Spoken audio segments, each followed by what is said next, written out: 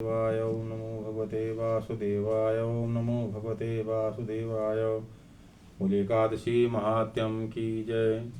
आमलकी एकादशी महात्म्यम। फाल्गुन मास के शुक्ल पक्ष की एकादशी। मानधाता जी बोले कि हे वशिष्ठ जी, यदि आप मुझ पर प्रसन्न हैं तो ऐसे व्रत की कथा को जिससे मेरा कल्याण हो। महर्षि वशिष्ठ जी बोले कि हे राजन, सब व्रतों से उत्तम और अंत में मोक्ष देने वाला आमलकी एकादशी का वर्णन करता हूँ।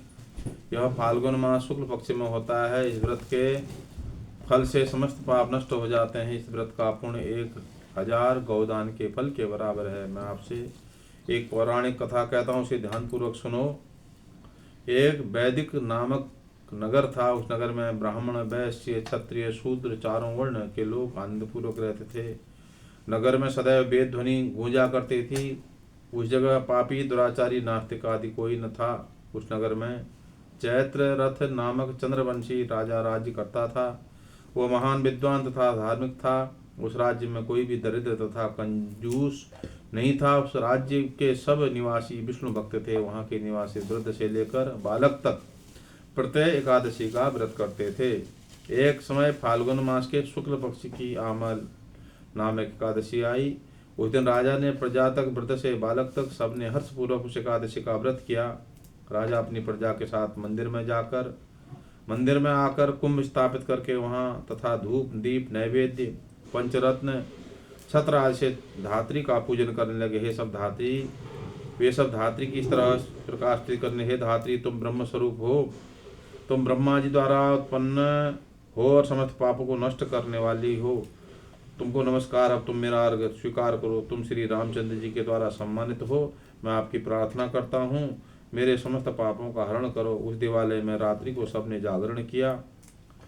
रात्रि के समय उस जगह एक बहेलिया आया। वह महापापी तथा दुराचारी था। अपने कुटुंब का पालन वह जीव हिंसा करके करता था। वो भूख प्यास से अत्यंत व्याकुल था। वह कुछ भोजन की इच्छा से मंदिर के कोने में बैठ गया। उस जगह वह विष्णु भगवान की कथा तथा एकादशी महात्म्य सुनने लगा। इस प्रकार से उस बहेलिया ने समस्त रात्रि को अन्य लोगों के साथ जागरण कर व्यतीत की। प्रातःकाल होते ही सभी लोग अपने अपने घर चले गए। इसी प्रकार वो बहेलिया भी अपने घर चला गया और भोजन किया। कुछ समय बीतने के पश्चात उस बहेलिए की मृत्यु हो गई। और आमलकी एकादशी के व्रत तथा जागरण के प्रभाव से उसने एक राजा के यहाँ जन्म लिया। उसका नाम बहुरथ रखा गया।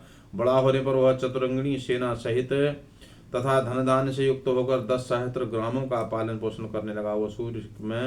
वो तेज में सूर्य के समान, क्रांति में चंद्रमा के समान, वीरता में विष्णु भगवान के समान और क्षमा में पृथ्वी के समान था। वह अत्यंत धार्मिक, सत्यवादी और कर्मवीर और विष्णु भक्त था। वह प्रजा का समान भाव से पालन करता था। दान देना उसका नित्य का कर्तव्य था। एक दिन वह राजा शिकार खेलने के लिए गया। देवयोग से वन में वह रास्ता भूल गया और दिशा ज्ञान न होने के कारण उसी वन में वृक्ष के नीचे सोता रहा। उसी समय पहाड़ी डाकू वहां आए और राजा को अकेला देखकर उस पर मारो मारो का शब्द करके टूट पड़े। वो डाकू कहने लगे, इस दुष्ट राजा ने हमारे माता पिता, पुत्र पौत्र आदि संबंधियों को मारा है तथा देश से निकाल दिया, अतः इसे अब अवश्य मारना चाहिए। ऐसा कहकर वे डाकू राजा को मारने लगे। उस पर अस्त्र शस्त्र का प्रहार करने लगे। उनके अस्त्र शस्त्र राजा के शरीर पर गिरते ही नष्ट हो जाते और राजा को पुष्पों के समान प्रतीत होते थे। उन डाकुओं के अस्त्र शस्त्र उन पर उल्टा प्रहार करने लगे, जिससे वे मूर्छित हो गए। उस समय राजा के शरीर से एक दिव्य देवी प्रकट हुई। वह देवी अत्यंत सुंदर तथा सुंदर वस्त्रों तथा आभूषणों से अलंकृत थी। उसकी भ्रुकुटी टेढ़ी थी। उसकी आंखों से लाल लाल अग्नि निकल रही थी। वह उस समय दूसरे काल के समान प्रतीक होती थी। वह उन डाकुओं को मारने दौड़ी और समस्त डाकुओं को काल के गाल में पहुंचा दिया। जब राजा जगा तब उन डाकुओं को मरा हुआ देखकर सोचने लगा कि इन शत्रुओं को किसने मारा है, मेरा इस वन में कौन हितैषी रहता है। जब वह राजा ऐसा विचार कर रहा था तभी आकाशवाणी हुई, राजन, इस संसार में विष्णु भगवान के अतिरिक्त तेरी कौन रक्षा कर सकता है। इस आकाशवाणी को सुनकर राजा अपने नगर को वापस आ गया और सुखपूर्वक राज करने लगा। महर्षि वशिष्ठ जी बोले, हे राजन, यह सब आमलकी एकादशी के व्रत का प्रभाव था। जो मनुष्य एक आमलक एकादशी का व्रत भी करते हैं वे प्रत्येक कार्य में सफल होते हैं। अंत में विष्णु लोक को जाते हैं। बोलिए एकादशी महात्म्यम की जय। ओम नमो भगवते वासुदेवाय। ओम नमो भगवते वासुदेवाय। ओम नमो भगवते वासुदेवाय। ओम नमो भगवते वासुदेवाय। बोलो लक्ष्मी नारायण भगवान की।